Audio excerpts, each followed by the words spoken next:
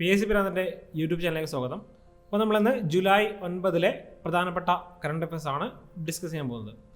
അപ്പോൾ ഇന്നലെ ഞാൻ കേന്ദ്ര മന്ത്രിസഭ പുതുക്കിയ കേന്ദ്ര മന്ത്രിസഭയുടെ ഒരു വലിയൊരു ലിസ്റ്റ് ഞാൻ ചെയ്തിട്ടുണ്ടായിരുന്നു. അപ്പോൾ അതിൽ ഞാൻ പ്രധാനപ്പെട്ട 30 ക്യാബിനറ്റ് മന്ത്രിമാരെ കുറിച്ച് പറഞ്ഞു. അതിൽ പ്രധാനപ്പെട്ട നിങ്ങൾ പഠിക്കേണ്ട കാര്യങ്ങൾ ഞാൻ ടിക്ക് ചെയ്ത് വെച്ചിട്ടുണ്ട്. അപ്പോൾ അതിൽ കുറേ ആൾക്കാർ കമൻറ്റ് ചെയ്തിട്ടുണ്ട് ഓരോ വ്യക്തികളെ, ഓരോ മന്ത്രിമാരുടെ പോർട്ട്ഫോളിയോ മാറി എന്ന് പറഞ്ഞിട്ട്. അപ്പോൾ അതിലൊരു വ്യക്തി കമൻറ്റ് ചെയ്തത് ടെക്സ്റ്റൈൽസ് വകുപ്പ് സ്മൃതി ഇറാനിയുടെ ഭാഗമാണ് ഉണ്ടായിരുന്നത്. അപ്പോൾ നിലവിലിപ്പോൾ അതിൽ കുറേ മാറ്റം വന്നിട്ടുണ്ട്.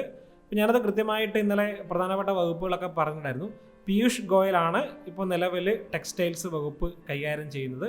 ഇപ്പോൾ Smriti Irani woman and child development ഡിപ്പാർട്ട്മെൻറ്റാണ് കൈകാര്യം ചെയ്യുന്നത്. അപ്പോൾ അങ്ങനെ ആ ഒരു വീഡിയോ കൃത്യമായിട്ട് നിങ്ങളൊന്ന് കണ്ടു നോക്കുക. അതിലെ എല്ലാ വകുപ്പുകളും പ്രധാനപ്പെട്ടതൊക്കെ ചേർത്തിട്ടുണ്ട്. അപ്പോൾ അതുകൊണ്ട് അതൊന്ന് നോക്കണം. അതിൽ മാറ്റം വന്നതുകൊണ്ടാണ് പുതിയ മന്ത്രിസഭ എന്ന ഒരു വീഡിയോ ചെയ്തത്.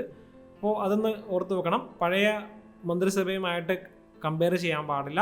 അപ്പോൾ ഒരുപാട് ആൾക്കാർ അതിൽ മാറിയും വന്നിട്ടുണ്ട്. അതുകൊണ്ട് കൺഫ്യൂഷൻ ആകാൻ പാടില്ല. അപ്പോൾ നമുക്ക് ഇന്നത്തെ കറണ്ട് അഫയേഴ്സ് തുടങ്ങാം. അപ്പോൾ ആദ്യത്തെ കാര്യം എന്ന് വെച്ചാൽ ഇന്നലെ നമ്മൾ ഡിസ്കസ് ചെയ്തിട്ടുള്ള 5 ചോദ്യങ്ങളുടെ ഉത്തരം നോക്കാം. വനിതാ ക്രിക്കറ്റിലെ ഏറ്റവും കൂടുതൽ റൺസ് എന്ന നേട്ടം കൈവരിച്ച താരമാണ് ഇന്ത്യൻ ക്യാപ്റ്റനായിട്ടുള്ള മിതാലി രാജ്. ന്യൂയോർക്ക് ആസ്ഥാനമായിട്ടുള്ള അഡോൾഫ് എസ്തർ ഗോട്ട്ലിബ് ഫൗണ്ടേഷന്റെ 2021 അന്തർദേശീയ പുരസ്കാരം ലഭിച്ച വ്യക്തിയാണ് പ്രദീപ് പുത്തോർ.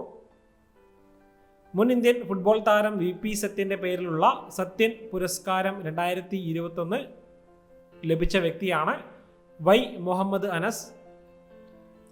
ഈയടുത്ത് അന്തരിച്ച ആന്റണി ഈസ്റ്റ്മാൻ ചലച്ചിത്ര മേഖലയുമായി ബന്ധപ്പെട്ട വ്യക്തിയാണ്. 2021 ജൂലൈ മാസം അമേരിക്ക തങ്ങളുടെ ചൈൽഡ് സോൾജിയേഴ്സ് പ്രിവെൻഷൻ ആക്ടിലേക്ക് ഉൾപ്പെടുത്തിയ ഇന്ത്യയുടെ അയൽരാജ്യമാണ് പാകിസ്ഥാൻ. അപ്പോൾ ഇന്ത്യയുടെ അയൽരാജ്യമായ പാകിസ്ഥാനെയും തുർക്കിയുമാണ് പുതിയതായിട്ട് ഈ ഒരു ചൈൽഡ് സോൾജിയേഴ്സ് പ്രിവെൻഷൻ ആക്ടിലേക്ക് അമേരിക്ക ഉൾപ്പെടുത്തിയത്. അപ്പോൾ ഇത്രയും കാര്യങ്ങളാണ് നമ്മൾ കഴിഞ്ഞ ഒരു ക്ലാസ്സിൽ ഡിസ്കസ് ചെയ്തത്.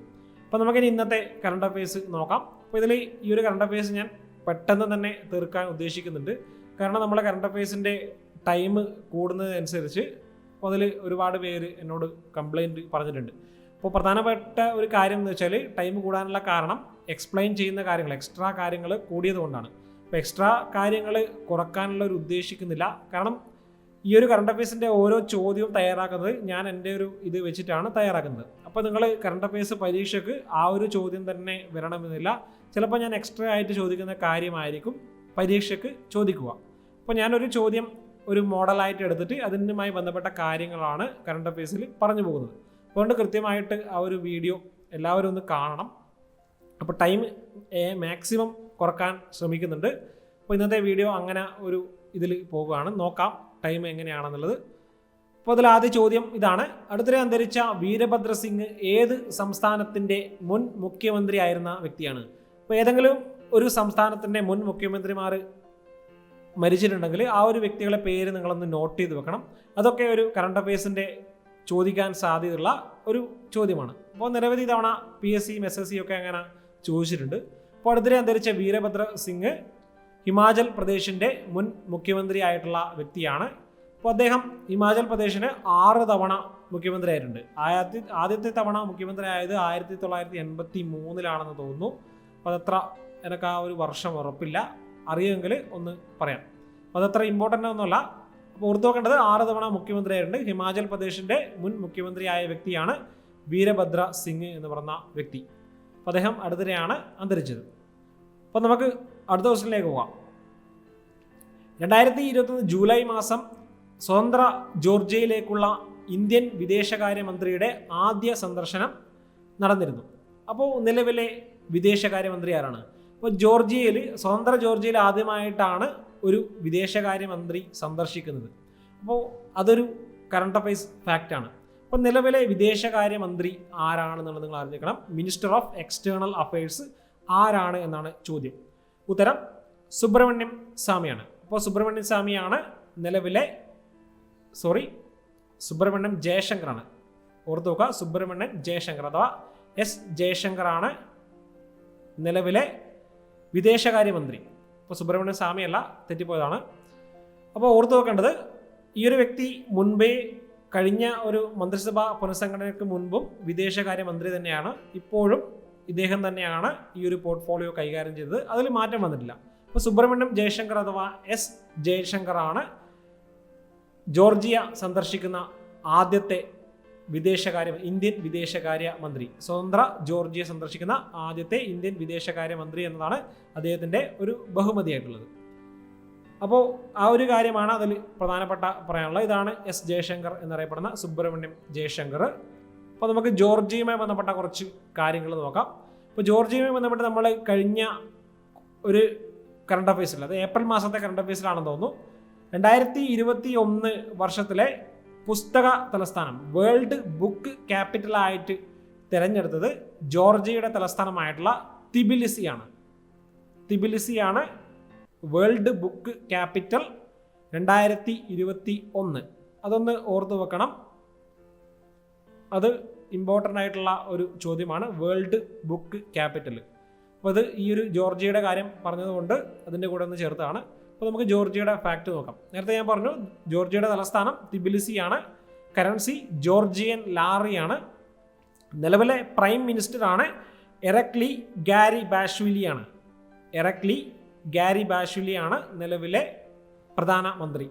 അപ്പോൾ ആ ഒരു കാര്യമൊന്നും നിങ്ങൾ ഓർത്തു വെക്കണ്ട, ഫാക്റ്റ് പറയുമ്പോൾ അങ്ങനെ ഡിസ്കസ് ചെയ്യുന്നതാണ്. ഇപ്പോൾ ജോർജിയയുടെ തലസ്ഥാനം തിബിലിസി ആണെന്ന് പറഞ്ഞു.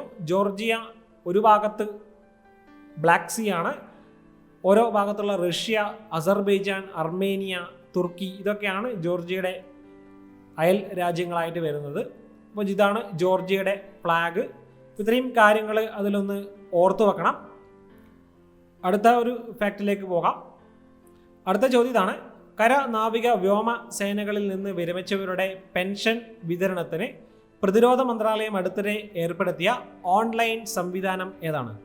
അപ്പോൾ കര, നാവിക, വ്യോമസേനകളിൽ നിന്നും വിരമിച്ചവർക്കുള്ള ഒരു പെൻഷൻ സംവിധാനമാണ്, ഓൺലൈൻ പെൻഷൻ സംവിധാനമാണ് അടുത്തിടെ പ്രതിരോധ മന്ത്രാലയം ഏർപ്പെടുത്തിയത്. ആ പെൻഷൻ സംവിധാനത്തിൻ്റെ പേര് എന്താണെന്നാണ് ചോദ്യം. ഉത്തരം സ്പർശ് ആണ്. അപ്പോൾ സ്പർശ് എന്നതാണ് ആ ഒരു പെൻഷൻ സിസ്റ്റത്തിൻ്റെ പേര്. അപ്പോൾ സ്പർശ് എന്നത് ഇംഗ്ലീഷ് വേർഡ്, അതിൻ്റെ ഒരു ഫുൾ ഫോം, അതിൻ്റെ ഒരു ഷോർട്ട് ഫോം ആണ്. അപ്പോൾ അതിൻ്റെ ഫുൾ ഫോം ആണ് the system for pension administration രക്ഷ. ഇതാണ് അതിൻ്റെ ഒരു ഫുൾ ഫോം എന്ന് പറയുന്നത്. സിസ്റ്റം ഫോർ പെൻഷൻ അഡ്മിനിസ്ട്രേഷൻ രക്ഷ എന്നതാണ് അതിൻ്റെ ഫുൾ ഫോം. അപ്പോൾ നിലവിലെ പ്രതിരോധ മന്ത്രിയാണ്. അപ്പോൾ പ്രതിരോധ മന്ത്രി ഞാൻ നേരത്തെ പറഞ്ഞു, പ്രതിരോധ മന്ത്രിക്കും മാറ്റമില്ല. രാജ്നാഥ് സിംഗ് തന്നെയാണ് നിലവിലെ ഇന്ത്യയുടെ ഡിഫൻസ് മിനിസ്റ്റർ. അത് ഒന്ന് ഓർത്തു വെക്കണം. അപ്പോൾ ഞാൻ പ്രധാനപ്പെട്ട മന്ത്രാലയങ്ങളിലെ വ്യക്തികളൊന്നും മാറിയിട്ടില്ല, അതുകൊണ്ട് അതൊന്ന് ഓർത്തു വെക്കണം. രാജ്നാഥ് സിംഗ് ആണ് നിലവിലെ ഇന്ത്യയുടെ പ്രതിരോധ മന്ത്രി അഥവാ ഡിഫൻസ് മിനിസ്റ്റർ. അപ്പോൾ ഇപ്പോൾ പറഞ്ഞിട്ടുള്ള കാര്യമാണ് സ്പർശ് ഒരു പെൻഷൻ സിസ്റ്റമാണ്. അത് ഒന്ന് ഓർത്തു വെക്കണം. സ്പർശ് RSH ഉണ്ട്, അതൊന്ന് ടൈപ്പ് ചെയ്യുമ്പോൾ മാറിപ്പോയതാണ്, അതൊന്ന് കറക്റ്റ് ചെയ്യുക. അപ്പോൾ അടുത്ത ഒരു ക്വസ്റ്റ്യനിലേക്ക് പോകാം. അടുത്തിടെ കേന്ദ്ര സർക്കാർ പുതിയതായി രൂപീകരിച്ച സഹകരണ മന്ത്രാലയത്തിൻ്റെ ചുമതല വഹിക്കുന്ന മന്ത്രി ആരാണ്? അപ്പോൾ ആദ്യമായിട്ടാണ് കേന്ദ്ര മന്ത്രിസഭയിൽ പുതിയൊരു ഡിപ്പാർട്ട്മെൻറ്റ് കൊണ്ടുവന്നത്. സഹകരണ മന്ത്രാലയമാണ്. അപ്പോൾ ആ ഒരു പുതുതായിട്ട് കൊണ്ടുവന്ന സഹകരണ മന്ത്രാലയത്തിൻ്റെ ചുമതല വഹിക്കുന്ന മന്ത്രി ആരാണ് എന്നാണ് ചോദ്യം. ഉത്തരം അമിത്ഷായാണ്. അപ്പോൾ സഹകരണ മന്ത്രാലയത്തിൻ്റെ ചുമതലയുള്ള മന്ത്രിയാണ് അമിത്ഷാ. അപ്പോൾ അമിത്ഷായുടെ പ്രധാനപ്പെട്ട ചുമതലയാണ് ഹോം മിനിസ്റ്ററാണ്. ഇന്ത്യയുടെ ആഭ്യന്തര വകുപ്പ് മന്ത്രിയാണ് അമിത്ഷാ. അതുപോലെ തന്നെ മിനിസ്റ്റർ ഓഫ് കോർപ്പറേഷൻ, ആ ഒരു എക്സ്ട്രാ തസ്തിക കൂടി അദ്ദേഹത്തിൻ്റെ കീഴിലാണ് ഇപ്പോൾ ഉള്ളത്. അപ്പോൾ അത് പുതിയതായിട്ട് രൂപീകരിച്ച ഒരു മന്ത്രാലയമായതുകൊണ്ട് തന്നെ ഇപ്പോൾ ആദ്യത്തെ കോർപ്പറേഷൻ സഹകരണ വകുപ്പ് മന്ത്രി, കേന്ദ്ര സഹകരണ വകുപ്പ് മന്ത്രി ആരാണെന്ന് ചോദിച്ചാൽ അത് അമിത്ഷായാണ്. അത് ആ ഒരു കാര്യം കൂടി ഒന്ന് എക്സ്ട്രാ ആയിട്ട് ഓർത്ത് വെക്കണം. അപ്പോൾ ഈ രണ്ട് കാര്യങ്ങളാണ് പറയാനുള്ളത്. പുതിയതായിട്ടാണ് സഹകരണ വകുപ്പ് ആരംഭിച്ചത്. അടുത്ത ഒരു ക്വസ്റ്റ്യനിലേക്ക് പോകാം. അടുത്തിടെ കേരളത്തിൽ ആദ്യമായി സ്ഥിരീകരിച്ച വൈറസ് രോഗം ഏതാണ്? ഉത്തരം സിക വൈറസ് ആണ്. അപ്പോൾ അടുത്തിടെ കേരളത്തിൽ ആദ്യമായിട്ടാണ് സിക വൈറസ് സ്ഥിരീകരിച്ചത്. അപ്പോൾ അതുമായി ബന്ധപ്പെട്ടാണ് ആ ഒരു വാർത്ത എടുത്തത്. അപ്പോൾ സിക വൈറസ് ഒരു വൈറസ് രോഗമാണ്. അതുപോലെ തന്നെ ഈഡിസ് കൊതുകുകളാണ് അത് പ്രധാനമായിട്ടും പരത്തുന്നത്. അതാണ് അതിൽ പ്രധാനമായിട്ട് പറയാനുള്ളത്. ഈഡിസ് കൊതുകുകളാണ് അത് പരത്തുന്നത്. അപ്പോൾ അടുത്തിടെ കേരളത്തിൽ ആദ്യമായിട്ടാണ് ആ ഒരു രോഗം സ്ഥിരീകരിക്കുന്നത്.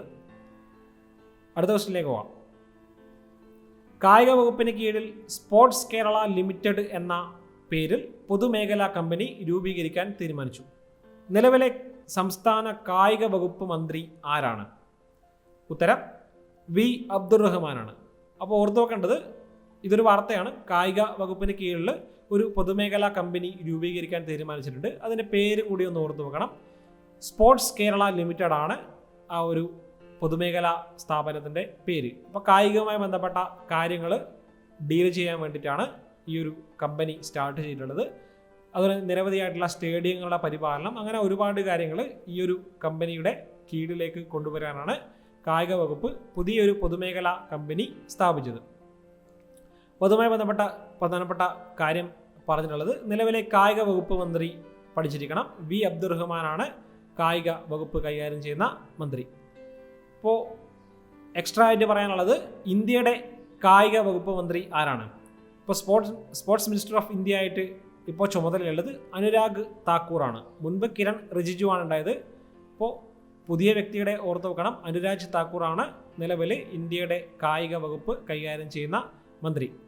അതാണ് ഇതിൽ എക്സ്ട്രാ ആയിട്ട് പറയാനുള്ളത്. അടുത്ത ഒരു ക്വസ്റ്റ്യനിലേക്ക് പോകാം. ഇന്ത്യയിലെ ആദ്യമായി ഫാസ്ടാഗ് UPI അധിഷ്ഠിത ക്യാഷ്ലെസ് പാർക്കിംഗ് സൗകര്യം ഒരുക്കിയത് ഏത് മെട്രോയാണ്? അപ്പോൾ അടുത്തിടെ ഒരു മെട്രോ കോർപ്പറേഷനാണ് ഇന്ത്യയിൽ ആദ്യമായിട്ട് ഫാസ്ടാഗ് UPI ഈ രണ്ട് സംവിധാനങ്ങൾ ഉപയോഗിച്ചിട്ട് ഒരു ക്യാഷ്ലെസ് പാർക്കിംഗ് സൗകര്യം ഒരുക്കിയത്. ഏത് മെട്രോ കോർപ്പറേഷനാണ്, അല്ലെങ്കിൽ ഏത് മെട്രോ ആണെന്നാണ് ചോദ്യം. ഉത്തരം ഡൽഹി മെട്രോ ആണ്. ഡൽഹി മെട്രോ റെയിൽ കോർപ്പറേഷനാണ് ഇന്ത്യയിൽ ആദ്യമായിട്ട് ഫാസ്ടാഗ് UPI അധിഷ്ഠിത ക്യാഷ്ലെസ് പാർക്കിംഗ് സൗകര്യം ഒരുക്കിയത്. അപ്പോൾ ഈ ഫാസ്ടാഗ് സംവിധാനം നിലവിൽ ഇപ്പോൾ ടോൾ പിരിവിനൊക്കെ ഉപയോഗിക്കുന്നുണ്ട്. അപ്പോൾ ആദ്യമായിട്ടാണ് ഒരു മെട്രോ സ്റ്റേഷൻ്റെ പാർക്കിംഗ് സൗകര്യത്തിന് വേണ്ടിയിട്ട് ഈ ഒരു സംവിധാനം ഉപയോഗിക്കുന്നത്. അപ്പോൾ ഡൽഹി മെട്രോ ആണ് അത് ആദ്യമായിട്ട് ഉപയോഗിച്ചത്. ഇപ്പോൾ ഡൽഹി മെട്രോയുടെ കീഴിലുള്ള ഒരു സ്റ്റേഷനാണ് കശ്മീർ ഗേറ്റ് സ്റ്റേഷൻ. അപ്പോൾ കശ്മീർ ഗേറ്റ് മെട്രോ സ്റ്റേഷനിലാണ് ഈ ഒരു സംവിധാനം ആദ്യമായിട്ട് ഉദ്ഘാടനം ചെയ്തത്. അപ്പോൾ അതാണ് അതിൽ വാർത്തയിലുണ്ടായിരുന്നത്. ഇപ്പോൾ DMRCയും അഥവാ ഡൽഹി മെട്രോ റെയിൽ കോർപ്പറേഷനും national payment corporation of India NPCAയും ചേർന്നിട്ടാണ് ഈ ഒരു സംവിധാനം രൂപപ്പെടുത്തിയിട്ടുള്ളത്.